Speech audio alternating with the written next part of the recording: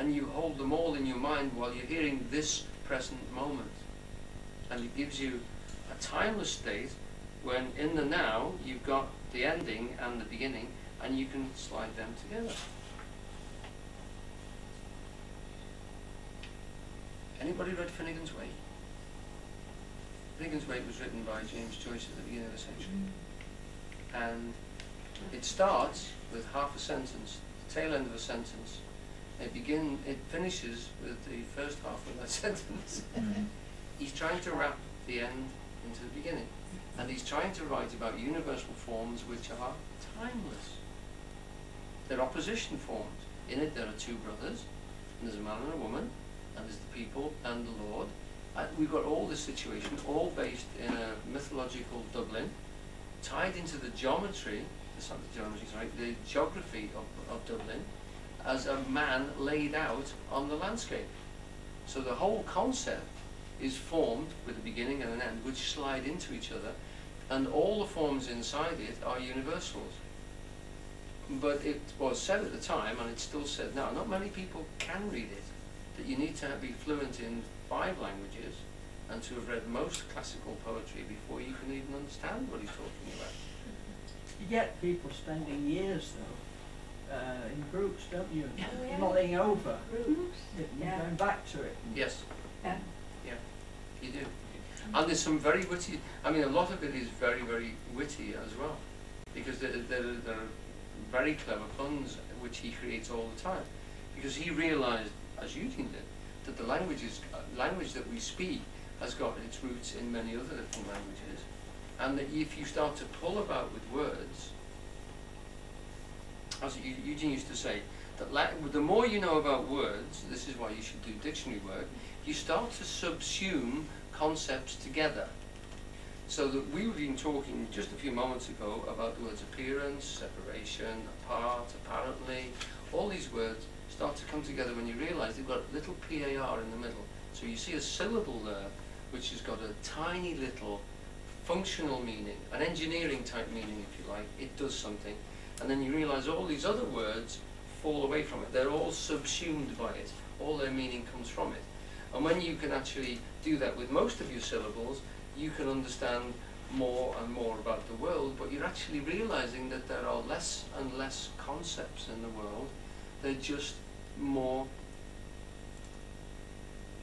complexly folded. The word complex means folded over and over again.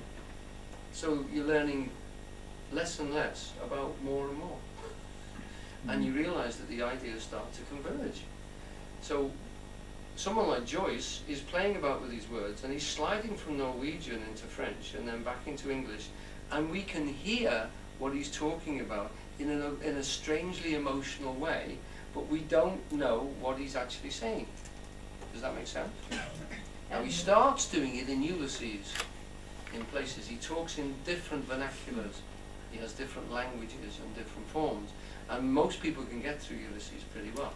But you have to make a monster leap into Finnegan's Wake because it sounds like gobbledygook. It sounds like somebody playing literally with words in 5 languages. But you keep picking the story up and then losing it again. Is it not punctuated?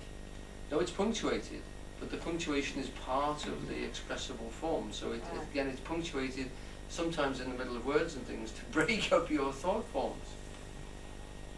But it's meant to be like a dream, and all things fuse together inside the dream and separate in front of you and come back together.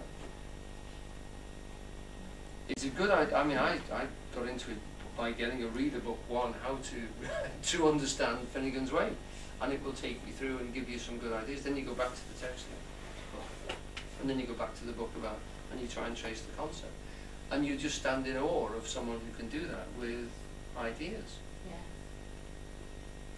You know, and he does it, and so that the 2 brothers will appear as the biblical brothers, which appear over and over in the Bible. Don't forget, it's biblical stories of 2 brothers constantly in opposition, and he'll weave them together. And in the book there's Shem and Sean, and they slide backwards and forwards, and he calls them by different names, and they become Jacob and Esau, and then they come back again to these 2 brothers who are arguing in a pub. And the story floats backwards and forwards and keeps on bringing in all these illusions of stories you've heard before. You know, Castor and Pollux. And he thinks, is there only one story? Well, no, because there's another story of a man and a woman as well, and they're interrelating, and they become Noah and his wife, and they become Adam and Eve, and they go backwards and forwards.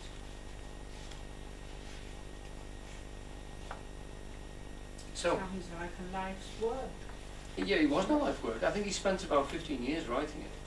And of course he got all sorts of abuse when he produced it. And then people, a lot of people just said, wow, you know, it's not a novel, but it's the consummation of all possible novels, they say, which is quite something. Anyone see the play called The Skin of Our Teeth? It was very popular in the 50s and 60s. Well, that was, somebody got, Thornton Wilder got hold of this thing and he said, look, I've got to try and get this into a play in some possible form.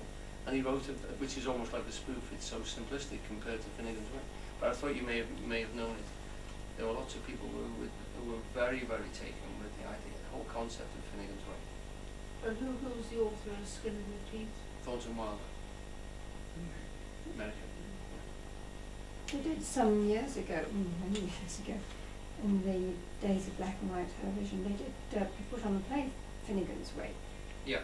I think I must have been too young, too naive, but it went, definitely feeling completely